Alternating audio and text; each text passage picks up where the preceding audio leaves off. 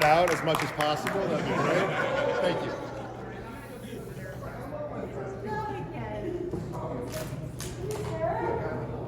Yes, I know. Well, that's what happens when they're coming to What's up, guys? Good to see you.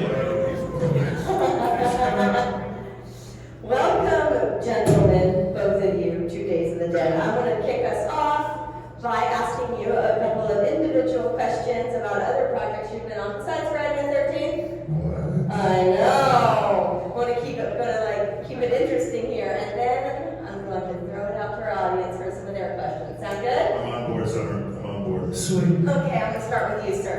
So, you were in a movie with my friend Charlie, The Legend of Resurrection Mary. Oh, really? Yeah, that was a long time ago. It was a long time ago, and a very indie film about, I live in Chicago, about a Chicago ghost legend. It was. Right. Was that a good movie? I'm not trying to be mean. We got in trouble with it because during the premiere of it, they had to do this thing where they aged me up really quick, and they had no budget, and I had to be on set in like 30 minutes for another show. Oh, no. And so they fucking threw this thing on the thing, and when they showed it on the screen, it was with 4 of my friends, and we were dying laughing. The only people in there, and the director looked back at me, and later on he's like, "What the fuck was that all about?" I was like, "Dude, that was a joke, right?" And he was serious. He was so Wait, serious. what show are you guys talking about? This movie called Resurrection Mary. Indie film Okay, cool. about the Chicago ghost. Sorry if my friends- Resurrection Mary. Okay, got it. I'm on board now. Yeah. It's all good here. Well, I'll have to rewatch it one of these days. I have it on DVD. My friend Charlie's in it, so you gotta support my friends, right? This is before you became a friend, right? Here's something really fast. Train me, Mike. I think your mic is terrible. Am I dying? Am I dying? There we go. Okay, cool. Okay, next up, American Horror Story, sir. Yes. Can we talk about that? Sure, that was a fun one. So I did the first season of it, so nobody had any idea of what that show was to become, obviously. I remember I had just done an episode of one of those NCIS shows, and we were shooting on the same lot right after that. She's like, "Oh, what are you doing?" I was like, "Oh, I'm doing some new show called American Horror Story," and she was like, "Oh, that'll be canceled." And yeah, still around, although they haven't asked me to be on it again. Right. Baskets. Season 1 was my favorite season, though. Liar. No, it was a great season. I loved all the urban legends they threw out there for us. Thank you. Too close to Thank you. Sorry, we're actors, technique. Thumb distance. And then last but not least, we got Felicity. Felicity, oh, you bring up some old ass shit. Yeah, Felicity. that was All of my favorites, sir. All of my favorites. the very first show I ever did. Is that so? I did, and Joanna Kern's the mom from Growing Pains or something, right? That's Yeah. what she directed that episode. Did she really? Yeah, she directed that, and then like 2 years later, they brought my character back randomly because it was like a dream sequence. The thing that's crazy with that is Scott Foley, years down the road, I did this TV show called Monk, and he actually directed my episode.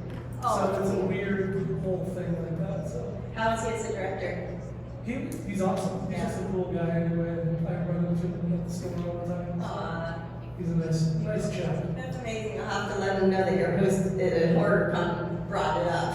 Yeah, I will. Now, Derek's turn. Your turn, sir.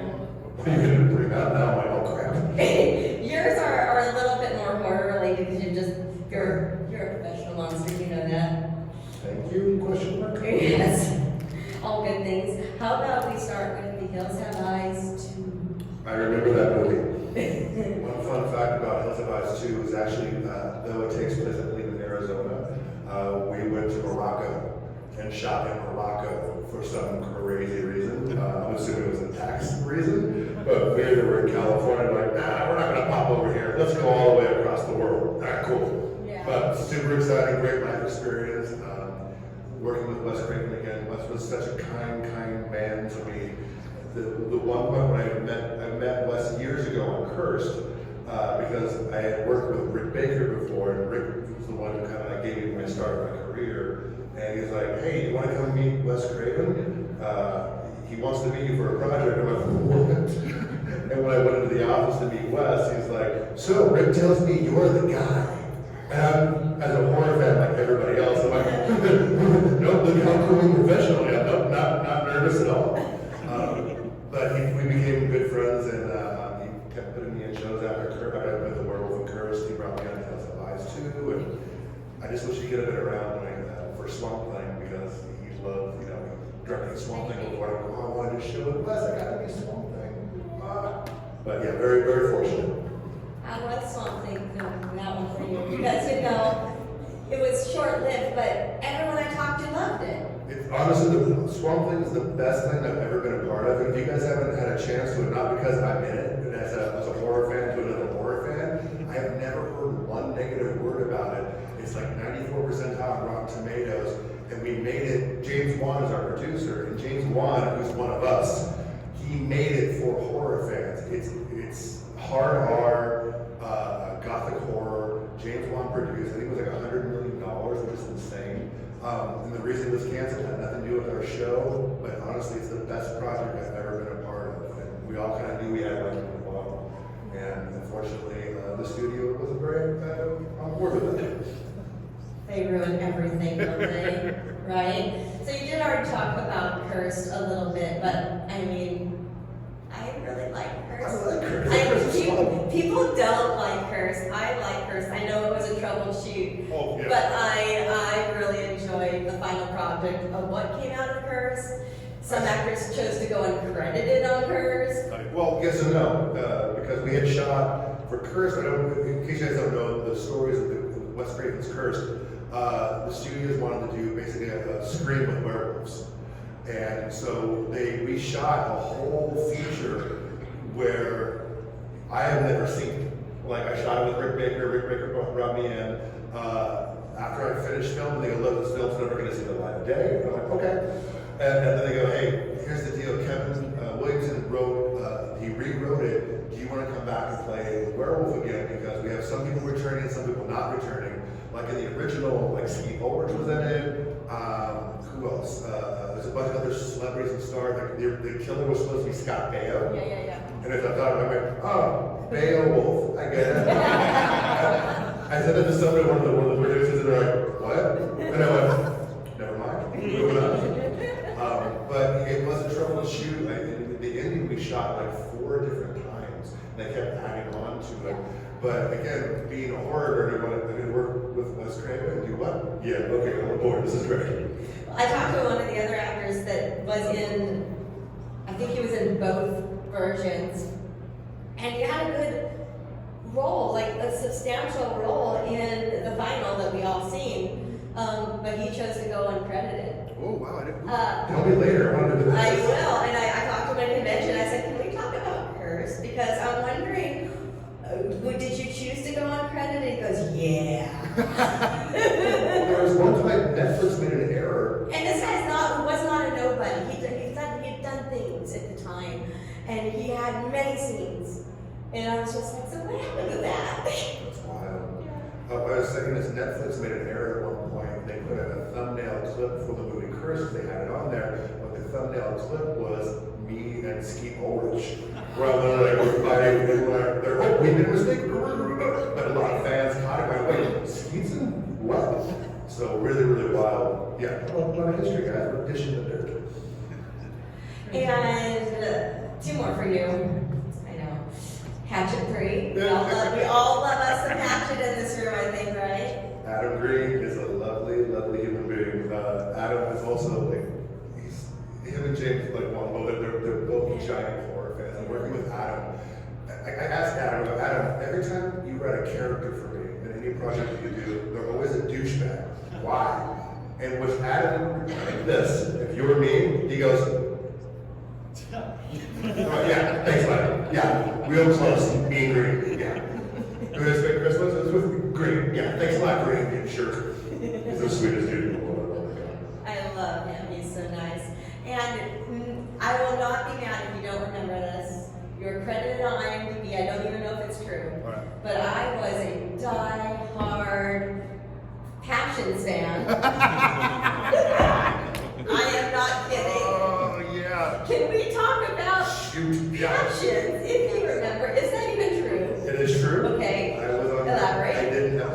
of the soap opera Passions. Guys, settle down. No, stay in your seats. I know everyone's losing their minds. I'm losing my mind right here. No, I came in for a day and I was unaware of how they shot soap operas where it is go, go, go, go, go. And I was like, what is happening? So I played like a prisoner in a jail cell. I had to like threaten a guy or beat him up or something. And literally, we did it like 1 or 2 takes. Or, okay, we're done, moving on. And I'm like, well, I thought we were just warming up. No, we were not. Okay.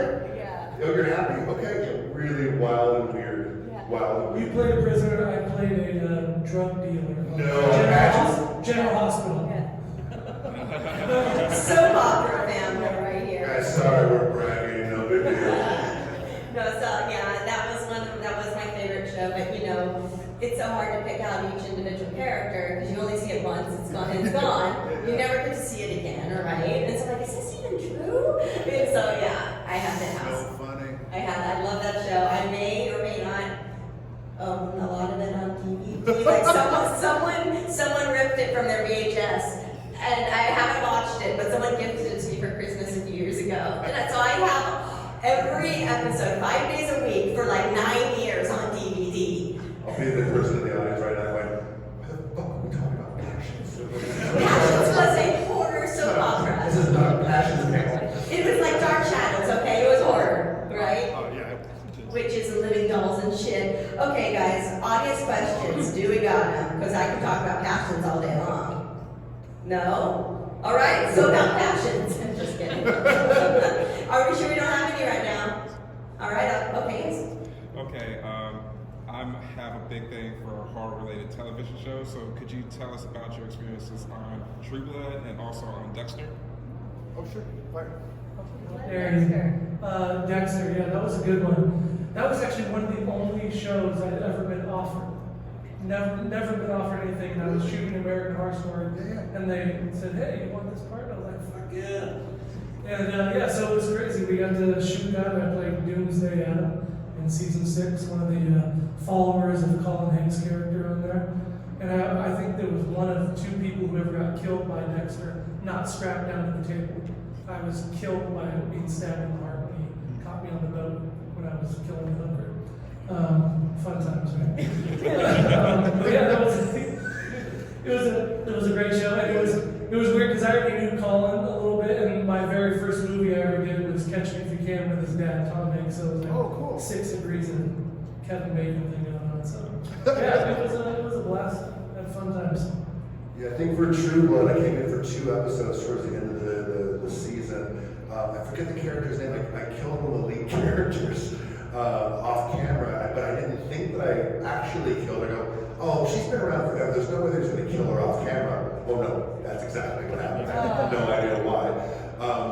But I do remember everyone was really delightful on the show. I remember meeting Anna Paquin, but when I first came, I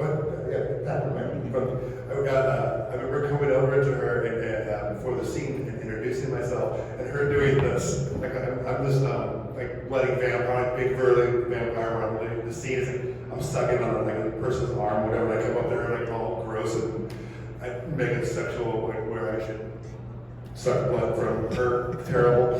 But at one point I'm like, oh hi, I'm Derek. I'm just being myself. Just, you're scary.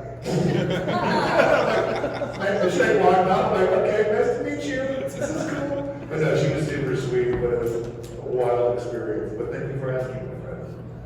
That was a good impression there. Guys, I'm known for my voiceover stuff. Pretty good. But feel free, if you guys have any questions about it, don't feel shy. Like, we're all horror fans. It could be stuff that we're not even a part of. I know you want to debate different movies. I'm down. Like, I love it. I got more questions, but this is your show, guys. Don't be shy. Yeah. I'm curious, were you guys fans of Friday the 13th franchise before? And if so, do you have a favorite of the series? 100% yes. Before me being an actor, I'm a huge horror nut, and Friday the 13th is my favorite franchise, and Jason is my favorite horror character. It was so surreal to be able to play Jason. So much of the fact when I met with casting, they were like, hey, are you familiar with this series? And I started rattling off all of it. The series, I go, well, part 4 is my favorite, Ted White's my favorite guy. But you know, I started breaking it down there. what? Like, oh, you're, yeah, I'm a nerd. But then also I started talking about the character, and I started breaking down, like, I started getting into Greek mass theory and different ways to approach it, and then you might be overqualified for this. Like, I am not at all. What about yourself? Oh, everybody always hates me for this because I never liked horror and stuff really, so I was always scared of it. Fix that. Derek, come back. I need you. No, I was always scared of it because Poltergeist, when the clown came out from under the bed, I was always terrified of that. My mom collected antique clown dolls, and so my brother would fucking they'd come into the room and I'd have little bells on it and jingle it. And I, hello? What's going on? And he'd just keep doing it and then fucking jump on the thing. And he would do that all the time. And so I was always terrified to watch it. And then Pet Cemetery, when the kid came out and sliced the person's Achilles tendon. And I mean, the list goes on, so I just was always scared of those type of things, so I never got into them. And now half my career is in horror movies. Wow, that's so And when I did Friday the 13th, Yeah. it was one of those things that I kind of got offered that too because I did The Hitcher with Brad. Oh, yeah. And then Brad called me, he's like, hey, dude, do you want to play this guy who gets his head cut off?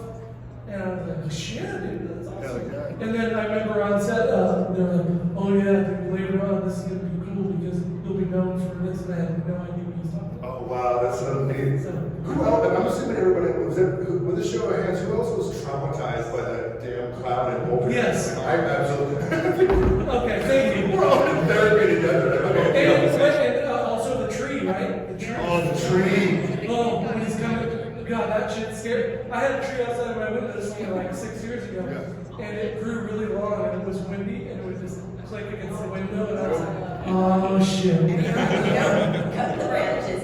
You know the scene that traumatized me in Poltergeist, which is a PG movie, and I saw it when I was 10, was not the clown, not the tree, not the other things, not the skeletons, but dude ripping off his face in chunks in the sink. That got me so bad, and there's only been 3 gore scenes in horror films that have ever affected me ever, to the point where I had a reaction and had to turn it off. That was one of them. See, that's what I want. I want to be scared. Like I want to have something that It intense. made me physically nauseous. I was 10, of course. I turned it off, and then I came back to it the next day, and it stopped me. But I've already been like consuming all things horror for 2 years already. So this is not my first horror It's film. fun because my daughter, who's almost 9, I showed her Friday the 13th because she said she wanted to watch it series. And then I showed her the thing, and then the part where the boobs came out. I was like, well, let's do that. She's like, wow, Mama has those. But she literally was not scared at all. She's like, this is just all make believe. Yes. Because in my house I have like pictures of things like that. She loves wearing the mask all the time. So. Oh, that's cute. Yeah, I get so being a horror fan. I love going to a haunted house, like Universal's, like Halloween Horror Nights. Like I want to be scared, but it's kind of a bummer because I get recognized now. And so a lot of times what happens is like I'll walk through, I want to be scared, and someone will jump out and they're like, "Wah!" Oh, hey man, it's cool. Hey, sorry. No, werewolf Converse, come back. Why? It'd be so sad. Which look do you like better, the hockey mask or the sidekick? Ooh, good question. I personally, honestly, I don't want to choose because I like them both. But a quick story about the sack one. When Scott Stoddard made it, at one point, I was sitting there, and then the first thing we're doing was the sack mask. I'll explain it in a second. I'm there, and I go, no, I think Jason, because the way that his mouth, the makeup that was under, we had designed, I go, his mouth doesn't like kind of closer, so there'd be more drool here. There'd be more like a viscous thing. I go, hey, I'm yelling to the makeup department, guys, can we get more KY over here, please? Because I just want can you just rub it all over my mouth like that? And it's an actual thing because a lot of times for prosthetics, they put KY on it, KY jelly, because when the light hits it, it gives it different organic movement, so it looks more moist and gross. And so people on set didn't know that. And so when you're playing the lead, going, hey, give me some more KY in my mouth. And like, what am I doing? That's insane. So when you watch it, you see me the Zach match. Just imagine me in a high pitched voice, but can I get some KY, please? Just not so scary anymore. Or even more scary, one of the two. I can't wait to watch it. What about you? Do you have a favorite look, sack or mask? I mean, I honestly think this sack is scary looking to me. But in the right lighting, the hockey mask one Yeah, is yeah. fucking scary. You know what I mean? For sure. But I think, you know, when you come down to the thing in the bar and originally you're wearing that mask, it's fucking creepy as shit. Mhm. Like this tall dude who has a machete with a mask over his thing and I'm high as shit. It was pretty scary. And you were the fast Jason.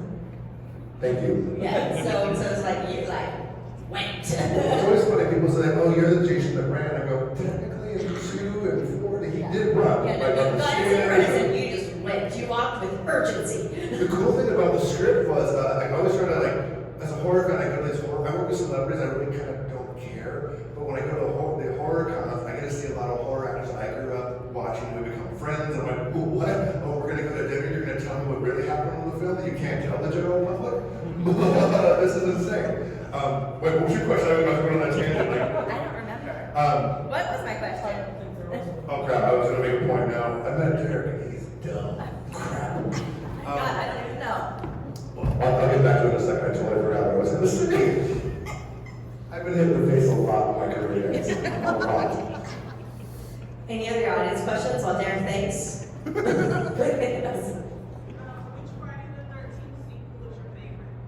Which Friday the 13th sequel is your favorite? Part 4 with Ted Bite. Have you seen any of them yet or no? I've seen the one there. That's it, dude? Come on, sir. I don't know. Know the Lord. I haven't seen it. I'm just messing with you. I If you came in late, he doesn't really watch it. Yeah.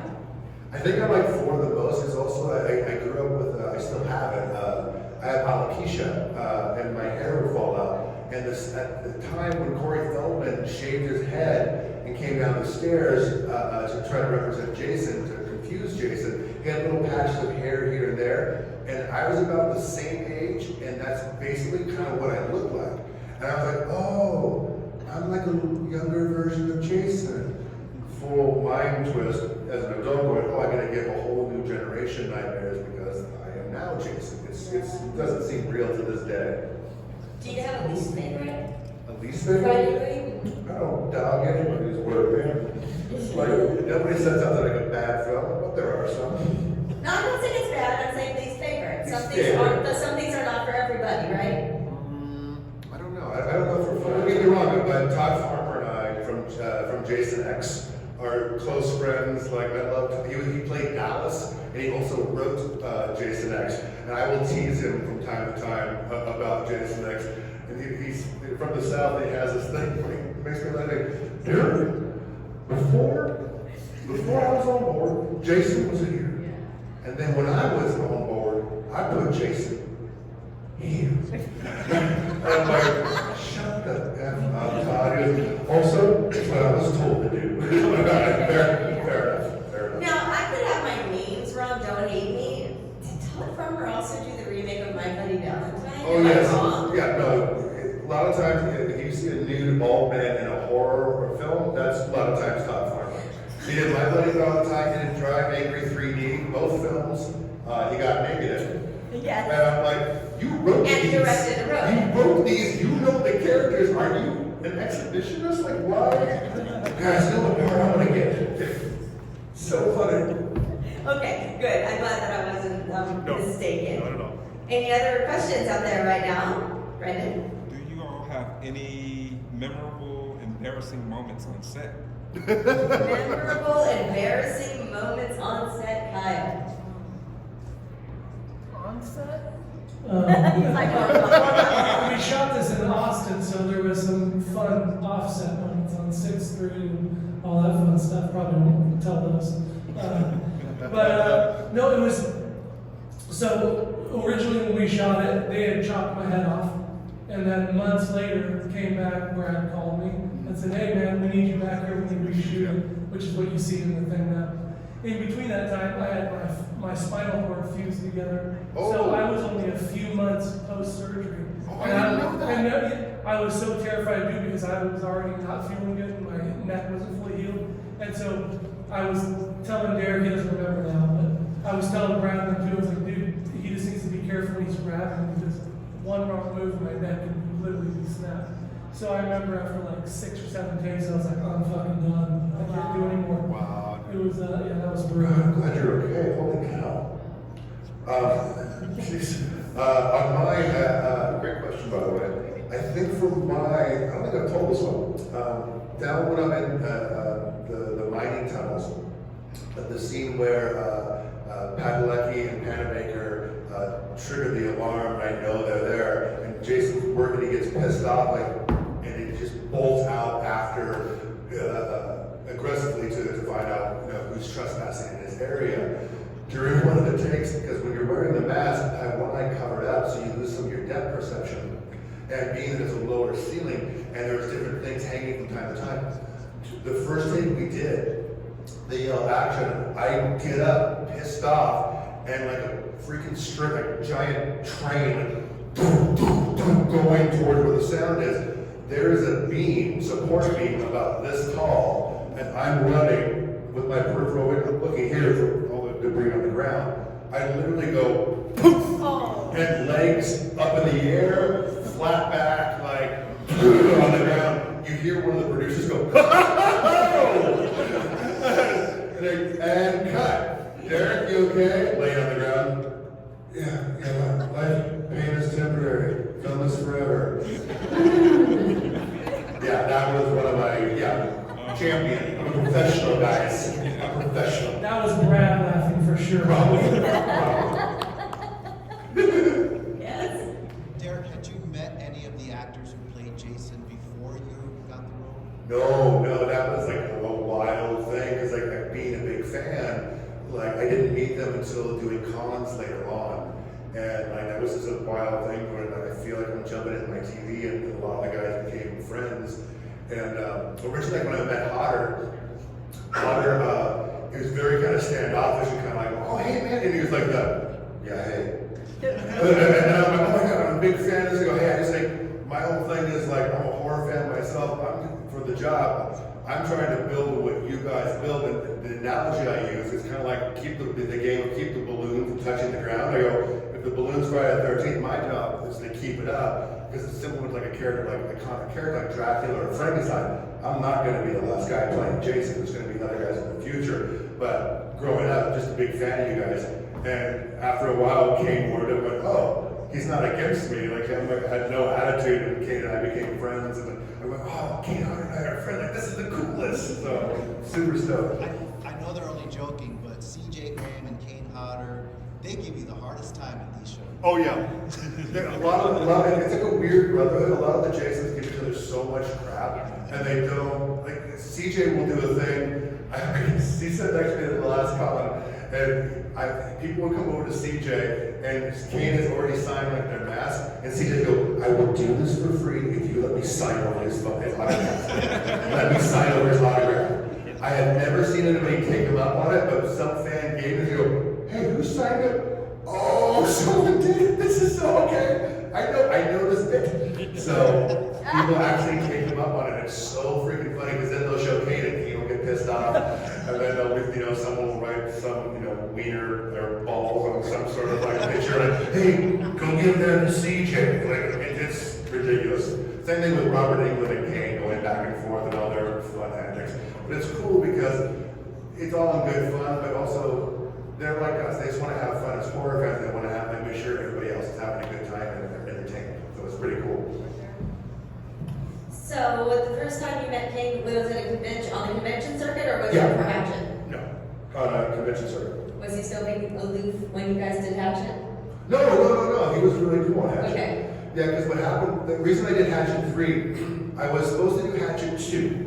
Adam wrote me a character, but I was on Predators, and it ran too long, and I couldn't get over to Hatchet 2 in time. So he took the character that Adam wrote specifically for me, and rewrote the script and broke it into 2 different characters and cast 2 other guys to play them. So when the third one came around, he's like, hey man, I know everybody in the world has asked you to fight Kane. He's like, look, we don't have a budget, like we're doing this for the fans.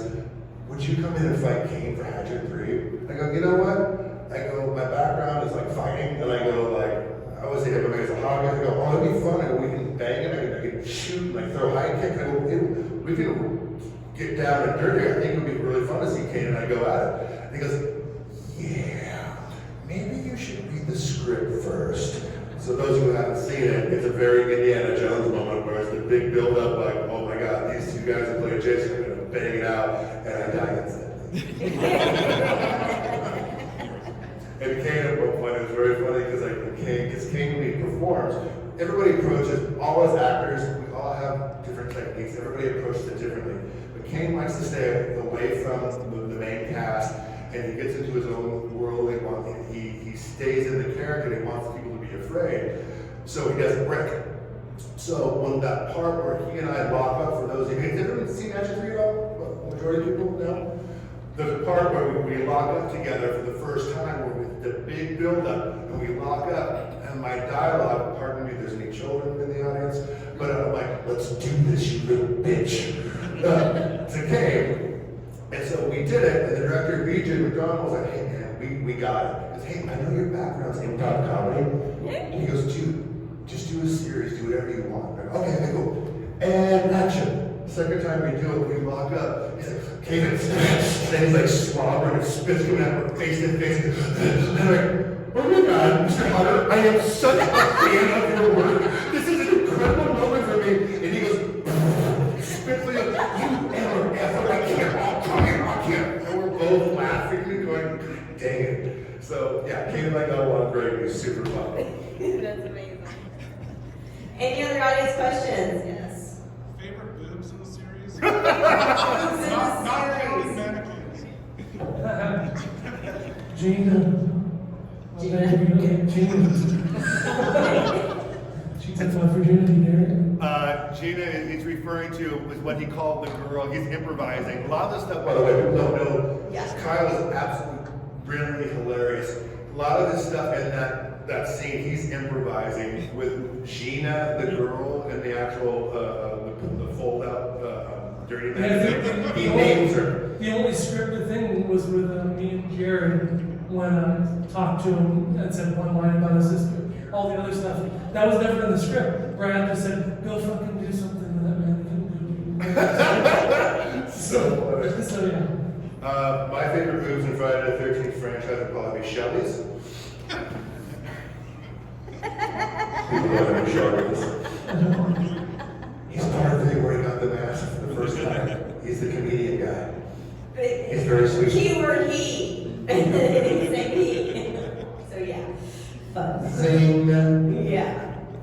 Anyone else out there? Way in the back, yeah. Sorry if I came in late.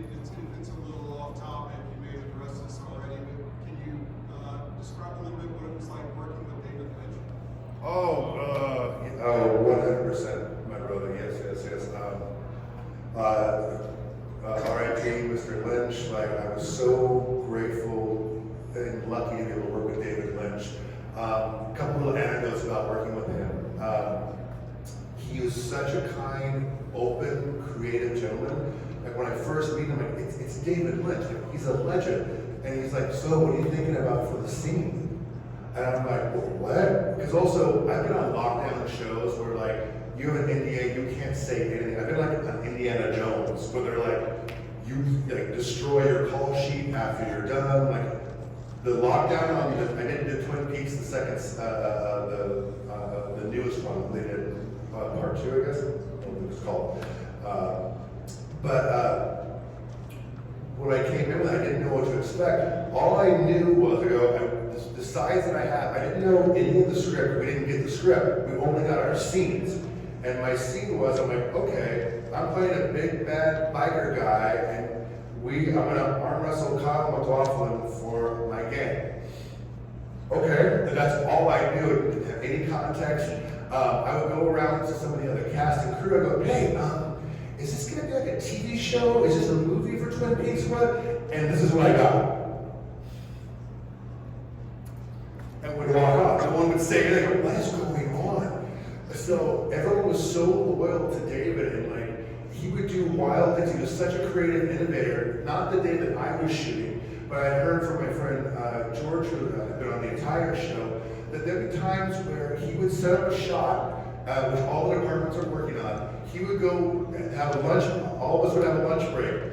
David would go and meditate and come back and go, hey, I had this vision while I was meditating. Let's not do this. What's over here, let's build. And normally crews would freak out because they have to change everything and go work even harder. Not one of them complained. They're all like, oh, what do you want? Okay, this is what we're gonna do, Mr. Lynch. We're gonna change this.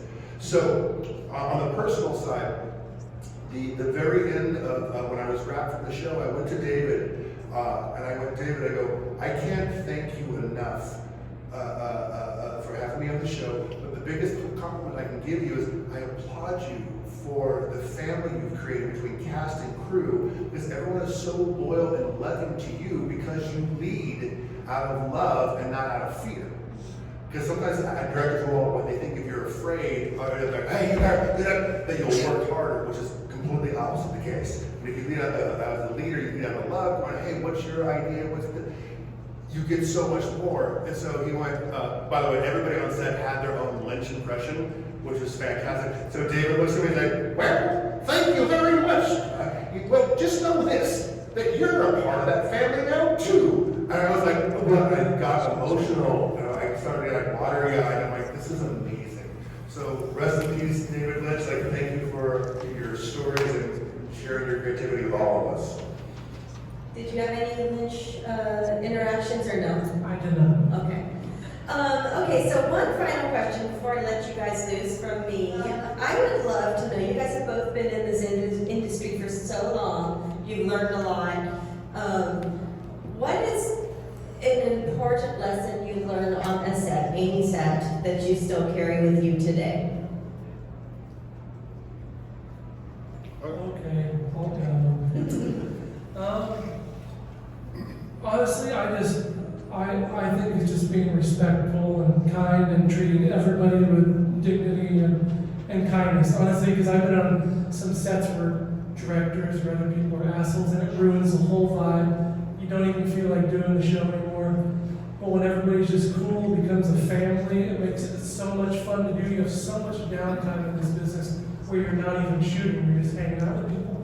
So if there's one dick on the set, it ruins it for everybody.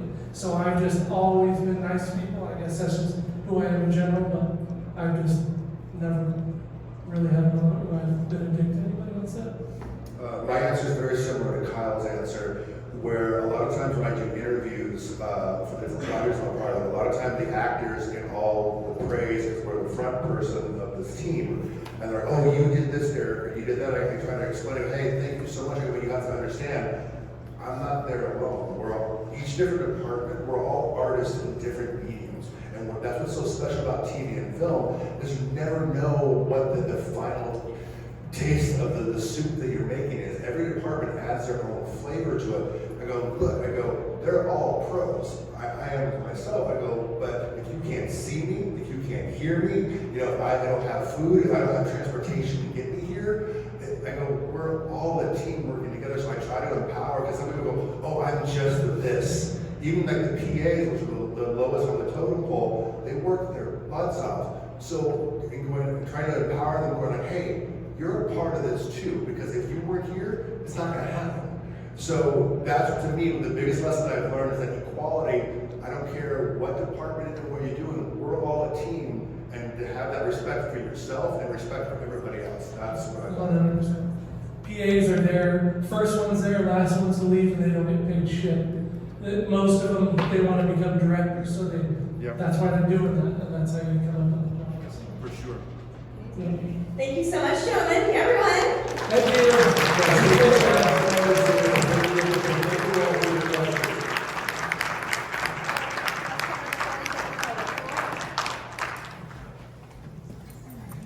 All right. Where do you want me to go? Right here. Right down there? Yeah. All right. Ba-da-ba-ba-ba-da-da-da-da. I'll take my glasses. All right.